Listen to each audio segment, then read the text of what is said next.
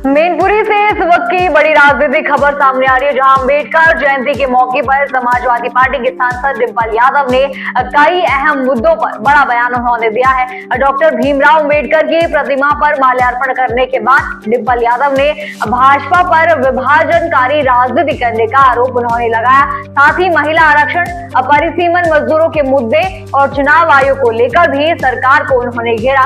उन्होंने कहा कि समाजवादी पार्टी महिलाओं के अधिकार के पक्ष में है, लेकिन आरक्षण में पिछड़े और वंचित वर्ग की महिलाओं को भी शामिल यहाँ पर किया जाना चाहिए। इसके अलावा चुनाव प्रक्रिया और वोट करने के कटने के मुद्दे पर भी गंभीर उन्होंने सवाल उठाए।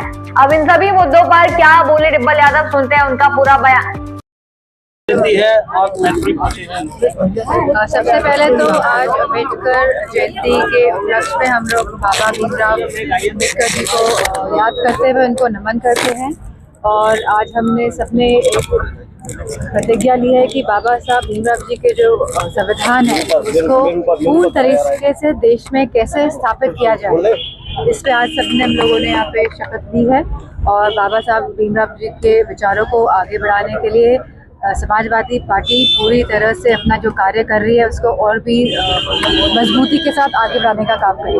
जब भाजपा समेत तमाम राजनीतिक पार्टी अम्बेडकर की आज प्रतिमा का सम्मान कर रहे हैं, माल्यार्पण कर रहे हैं, क्या अम्बेडकरवादी राजनीति पॉलिटिक्स सभी पार्टियों की मजबूरी हो गई है? हमने देखा है कि किस तरह भारतीय जनता पार्टी एक विभाजनकारी राजनीति, एक विभाजनकारी विचारधारा वाले लोग हैं।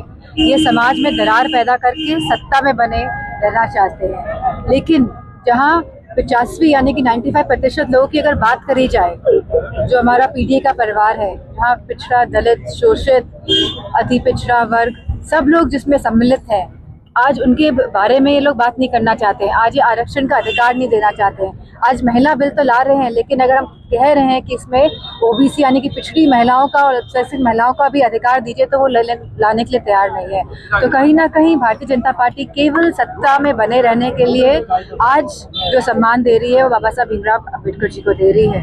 अच्छा, महिला आरक्षण भी ला रहे हैं। हमने देखा 2024 के दौरान इन्होंने कहा था कि हम 400 सीटें पार कर लेंगे और संविधान बदलने की बात कही थी। और हमारे जो होम मिनिस्टर साहब है उन्होंने क्या कहा था अपने राज्यसभा के अंदर, उन्होंने कहा था कि बाबा भीमराव अम्बेडकर जी भगवान नहीं है। ये बात कही थी कि नहीं कही थी? तो इनके शब्दों से आपको इनकी जो मन की स्थिति है, जो इनके अंदर चित्त में है, वह बात समझ आती है। सरकार महिला आरक्षण बिल ला रही है और समाजवादी पार्टी उसके समर्थन में, वहीं सोनिया गांधी ने कहा है महिला आरक्षण से ज्यादा परिसीमन की जरूरत है। सही बात है, क्योंकि जब बिल पास हुआ था तो यही बात हुई थी कि हम भी इसी पक्ष में हैं। हम महिलाओं के विपक्ष में पार्टी नहीं है। समाजवादी पार्टी हमेशा महिलाओं के पक्ष में बात करी है। आदरणीय श्रद्धेय नेताजी से लेकर आप देख लीजिए, पंचायती राज में आरक्षण देने का काम महिलाओं को किसने करा था? आदरणीय श्रद्धेय नेताजी ने लेकर आए थे आरक्षण। तो मैं समझती हूँ, लेकिन हम चाहते थे कि जो आरक्षण है उसके अंदर भी आरक्षण हो। जहाँ हमारी दलित बहनों को, माताओं को आरक्षण मिल रहा है, वहीं हमारी पिछड़ी माताओं बहनों को भी आरक्षण मिले, और वहीं हमारी अल्पसंख्यक माताओं बहनों को भी आरक्षण मिले। क्योंकि कहीं ना कहीं कोई समाज अगर छूटेगा तो समाज पिछड़ेगा।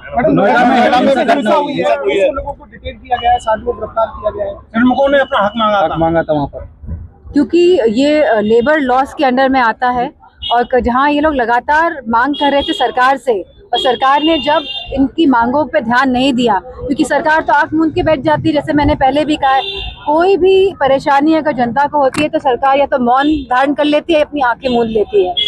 तो अगर मजदूर वहाँ पे अपना अगर वो पक्ष रखना चाहते हैं, तो सरकार ने आखिरकार क्यों नहीं उनकी बात सुनी? क्यों नहीं वहाँ की इंटेलिजेंस ने ये सरकार को बताया कि लोग परेशान हैं, वहाँ पे जुलूस निकाल रहे हैं? तो अगर सरकार बात सुनती तो मैं समझती हूँ कि इतना अनियंत्रित व्यवस्था नहीं होती। बड़ी आगे नहीं हुई, बड़ी दुर्घटना हुई, कौन जिम्मेदार होगा इसका? सरकार ही जिम्मेदार है इतनी बड़ी दुर्घटना, वो भी नोएडा जैसा शहर जो उत्तर प्रदेश का मान है, जो उत्तर प्रदेश का सम्मान है, वो शहर जहाँ पे इतना सारा कार्य होता है, इतना सारा, मैं समझती हूँ कि एक तरह से इंडस्ट्रियल हब भी है। तो अगर वहाँ पे इस तरह की इतनी बड़ी घटना अंजाम अगर हुआ है, तो आप समझ लीजिए कि जिलों में और गाँव में क्या हालत है। लेकिन कोई सुनवाई नहीं हुई। मैनपुरी में आलू किसान मंडी में ही फेंक के जा रहा है कूड़े के जुर्म में। ये भी बहुत ही दुखद घटना है, और इसको हमने संसद में भी उठाने की पूरी कोशिश करी, लेकिन जो हमारे कृषि मंत्री हैं, जो भारतीय जनता पार्टी के, वो कह रहे हैं कि संसद के अंदर जो झूठ बोला उन्होंने कि हम तो आलू खुद खरीद के दूसरे प्रदेशों में पहुंचा रहे हैं। तो मैं समझती हूँ कि उनको इस बात को देखना चाहिए कि आज कितना आलू उन्होंने खरीदा है। हम तो कह रहे हैं कि अब गेहूं खरीदने की बारी आई है, तो सरकार की क्या तैयारी है। यहाँ बोरियां तक नहीं व्यवस्था करी गई है अभी तक मंडियों में।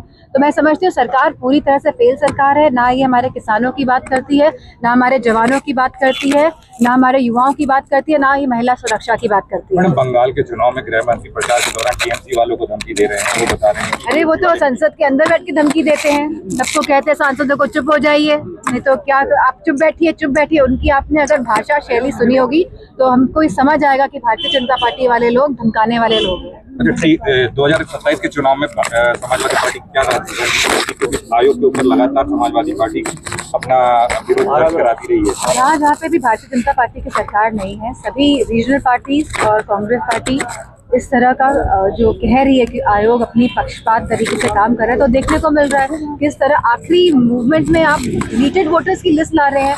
तो अब कहाँ जाएंगे लोग, कहाँ जाएंगे जिनका वोट कट गया है।